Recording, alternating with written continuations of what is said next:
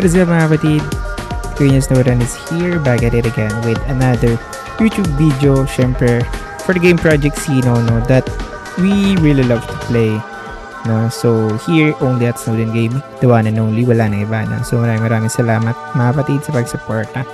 No? So, for this video, no, so we are just going to look at one notice again. No? So, this one is specifically for balance update, no, sa mga skills.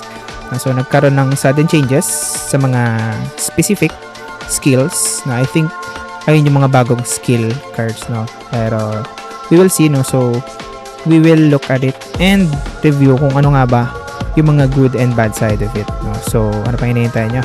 Tara na. What is up guys? Kuya Snowden is back at it again, no. So ayun nga. So eto na yung notice na ni-release ni Project Sino team, no? So this was released noong October 12, no? 7:20 AM, no? So upcoming planned pa lang siya, no? Upcoming. So this was planned pa, no? So I think hindi pa siya implemented, no?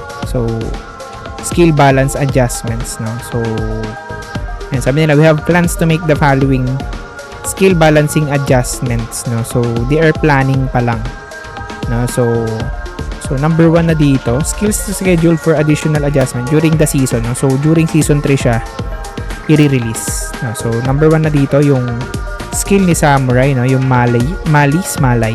So ayan, correct me if I'm wrong na lang. So ayan, at least binasa ko siya ng dalawa. So kung ano man dun yung tama, no? So at least tama pa rin ako. So ayan, so sabi dito, change the targets of abnormal state removal effect to only poison and stun, no? So, poison and stun na lang yung nare-remove niya na abnormal state. So, kung nagtataka kayo, no, kung bago lang kayo sa game, kung ano yung abnormal state, ayun yung mga debuffs na nilalagay sa atin ng mga kalaban natin. Like stun, burn, freeze, shock. Yan. So, sabi dito, no, yung focus na lang yung nare-remove ng abnormal state effect niya to only poison and stun. Ayun na lang yung nare-remove niya. So, kung naka-burn ka, kung naka-burn yung samurai mo, tapos may malays ka, hindi niya na maaalis yung burn. So, naka-focus na lang siya sa poison and stun. So, change the abnormal state removal effect to reduce the duration of abnormal state effects by 3 turns. Nire-reduce na lang ng 3 turns. So, kapag 3 turns and less yung meron sa'yo na tawag dito na debuff na poison and stun, no? So maka-cancel na yan, maalis na yung debuff. Okay, so ayun, para sa malays. Next one, si atin yung psychic, no? Change the abnormal state removal effect to reduce the duration of abnormal state effects by 3 turns, no? So dito kay heal ring, lahat ng debuff pa naman matatanggal niya. Hindi tulad kay malays, naka-focus lang siya sa poison and stun. Dito kay heal ring, yung kay psychic, I think ito yung new skill card niya. So 3 turns na lang yung nawawala. So ayun ulit, so if 3 or less yung debuff na meron ka, tas nag heal ring ka, no, so mawawala na yung debuff na yan.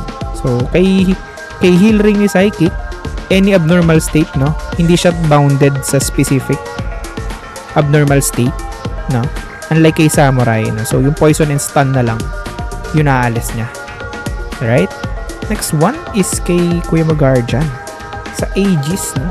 Sabi dito, add the effect to avoid receiving abnormal state for this turn, no? So para kang may pang anti-debuff na agad pag nag-Aegis ka kay Guardian, no? Avoid receiving abnormal state for this turn, no? So I think kapag mas mabilis pa rin sa'yo yung kalaban na nagbigay sa'yo ng abnormal state, kahit tumira ka na nung Aegis, I think malalagyan ka pa rin ng debuff. Unless super bilis nung Guardian mo and mas mauna ka sa tatlong kalaban mo na Sino. And then nag-Aegis ka, tapos pag tira nila sa'yo may abnormal state, may debuff. So hindi ka magkakaroon. So that's my theory. I think that's it. Kasi sabi lang dito, avoid receiving abnormal state for this turn.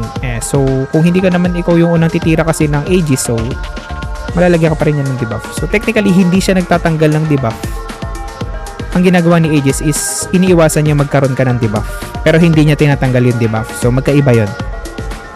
Okay? So, next one, si reincarnation ni Ninja, no? So, sabi dito, the effect of using the next set skill card twice will be changed to using it twice for skills with a cost of 2 or less. And once for skill with a cost of 3 or more. No? So, iniwasan na nila siguro na magamit to doon sa poison bomb. Kasi yung poison bomb, 4 energy yun. No? So, kapag gumamit ka ng flame, yung flame, mababawasan siya, magiging 3. So, once na gumamit ka ng reincarnation, tapos nag-poison bomb ka, isang beses niya na lang uulitin yun. Kumbaga, titira siya ng isa, yung normal, yung unang original na poison bomb. Tapos yung sa reincarnation, dahil 3 or more yung energy cost nun, isang beses na lang uulit ng tira yung reincarnation. Kasi 3 or more yung cost niya. Pero pag gumamit ka ng mga cost na 2 or less, let's say for example, yung stun, tapos yung 2 hits na card, yung sword, so dalawang beses niya pa rin ititira yan. So ayun yung adjustment na ginawa nila. No? So the plans mentioned above may be subject to change, no? So hindi pa siya final, subject to change. No, in the development process pa siya, no? So ayun lang for this, so goods yung mga adjustments, no? Pero medyo tinamaan ng maigi yung reincarnation natin, but ayan, we just need to bear with the updates, and ayan, I just want to keep you guys updated. Maraming salamat mga kapatid. So ayun lang mga kapatid, no? Maraming salamat sa pag-suporta. Don't forget to like, comment, and subscribe on our YouTube channel. I hope may mga natutunan kayo and may na-share ako knowledge sa inyo with this video, no? Until the next one, maraming salamat. Bye-bye!